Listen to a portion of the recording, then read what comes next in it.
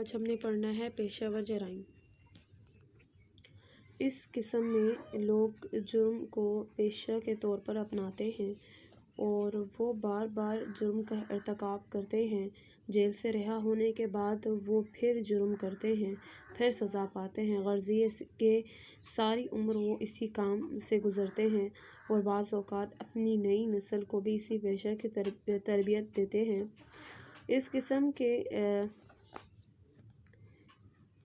اس قسم میں جو ہے وہ جیب کاٹنا سے لے کر قتل کرنے تک کہ وہ تمام مجرم شامل ہیں جو کہ اس کام کو دانستاً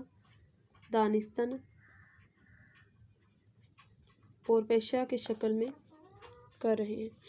یعنی کہ اس میں یہ بتایا گیا ہے کہ جو فرد ہے اس میں جو ہے وہ یہ چیز ایز اے پروفیشن لیتا ہے، ایز اے پیشہ لیتا ہے، ٹھیک ہے، کہ وہ اس کا کام ہوتا ہے، وہ اس کا پیشہ ہوتا ہے کہ وہ یہ جرم کرے گا، ٹھیک ہے۔ جس طرح سب کا پیشہ ہوتا ہے، تجارت کا پیشہ ہوتا ہے، اس طرح جو جرم ہے وہ جرم جو ہے جو مجرم ہے وہ جرم کو پیشہ کے طور پہ لیتا ہے۔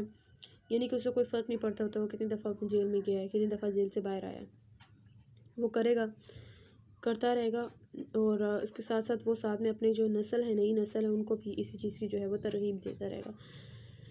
اب نیچے آتا ہے کہ سفید کالر جرائم۔ اس میں بھی جو ہے وہ آپ کو میں جو اہم بات ہے وہ بتاتی ہوں کہ سفید کالر جرائم جو ہے وہ کیا ہوتے ہیں، وائٹ کالر جرائمز۔ اس میں وہ لوگ شریک ہوتے ہیں جن کو جو ہے وہ پکڑ نہیں سکتے ہوتے، یعنی کہ ان کے جو ہے وہ پاور زیادہ ہوتا ہے، ان کا پاور زیادہ ہوتا ہے، یا آپ کہہ سکتے ہیں کہ یہ اس میں آپ کسی کرپٹ سیاستدان ہے اس کو لے سکتے ہیں، یہ جو کرپشن کرنے والے جو افراد ہیں ان کو آپ دیکھ لیں۔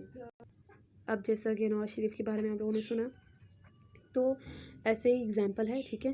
تو اس میں کیا ہوتا ہے کہ اس میں جو ہے وہ جو مجرم ہوتا ہے اس کا پکڑا نہیں جا سکتا۔ کیوں نہیں پکڑا جا سکتا؟ کیونکہ اس کا جو پاور ہے وہ زیادہ ہوتی ہے، ٹھیک ہے، اس کی جو پہنچ ہے وہ اوپر تک ہوتی ہے، جس کی وجہ سے جو ہے وہ ان مجرم کو پکڑا نہیں جاتا ہوتا۔ تو ایسے جو مجرم ہوتے ہیں ان سفید کالر جو ہے وہ مجرم یا جرم کرنے والوں کو کہتے ہیں، ٹھیک ہے۔ اس کے بعد آتا ہے بیضا جرائم۔ بیضا جو ہے وہ وکٹم لیس جرائم ہے، ٹھیک ہے۔ اس میں یہ جرائم کی وہ قسم ہے جس میں اس بات کا علم نہیں لگایا جا سکتا کہ ایک ہی شخص کے ساتھ ظلم و زیادتی ہوئی ہے۔ اس قسم میں ہم متاثرہ فرد جو ہے وہ یہاں پہ یہ بتایا گیا ہے کہ فرد یا افراد کی نشاندہی نہیں کر سکتے، یعنی کہ اس میں کسی ایک کا جو ہے وہ نقصان نہیں ہوتا ہے، کسی ایک ساتھ ظلم نہیں ہوتا، کسی ایک ساتھ زیادتی نہیں ہوتی، بلکہ اس میں پورا معاشرے کا جو گروہ ہے، معاشرے کا جو ایک حصہ ہے، معاشرے کا جو پورا پارٹ ہوتا ہے وہ اس میں شامل ہوتا ہے۔ اس میں فرد واحد نہیں بلکہ معاشرہ یا معاشرے کا کوئی حصہ متاثر ہوتا ہے۔ جیسے کہ میں نے کہا ہے اس قسم کے جرائم عام طور پر ریاست کے خلاف کیے جاتے ہیں، جیسے اب اس میں اگزامپل بتایا ہوا ہے، بینک لوٹنا، سرکاری زمین پر قبضہ کرنا، ڈاکخانے لوٹنا، اسکول جلانا۔ اب دیکھو اسکول جلانے میں ہم یہ نہیں اندازہ لگا سکتے کہ کسی ایک جو ہے وہ بندہ اس سے جو ہے متاثر ہوا ہو، یعنی کہ اسکول چلانے میں جو بچے ہیں وہ بھی متاثر ہوں گے اور جو ٹیچرز ہیں وہ بھی متاثر ہوں گے، اس سے جو لنک کرتا ہے، جو اس ادارے سے لنک کرتا ہے، جتنے بھی افراد ہوں گے وہ بھی متاثر ہوتے ہیں، لیکن اس میں ہم یہ نہیں کہہ سکتے کوئی ایک فرد اس میں متاثر ہوا ہے۔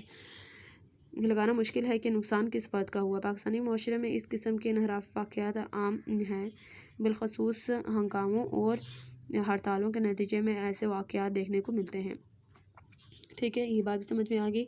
اس کے بعد ہے معاشرے کے باعزت اور مراعات یافتہ افراد کا جرم کرنا سفید کالر جرم کہلاتا ہے، جیسا کہ میں نے بتایا، اور ایسے افراد سفید کالر مجرم کہلاتے ہیں۔ امید ہے آپ لوگوں کو سمجھ میں آ گئی ہوگی، باقی پڑھیں گے اگلے لیکچر میں، تب تک کے لیے اللہ حافظ۔